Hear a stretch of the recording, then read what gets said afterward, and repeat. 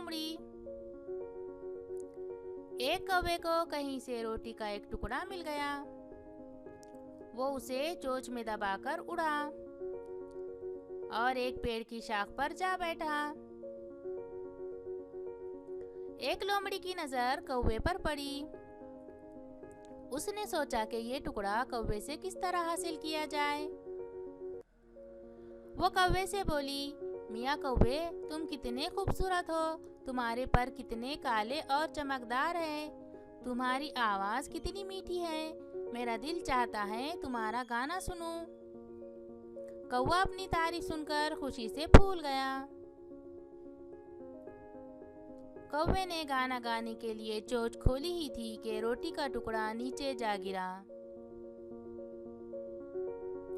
टुकड़ा उठाकर लोमड़ी ये जा वो जा। कौवा बेचारा मुंह देखता रह गया।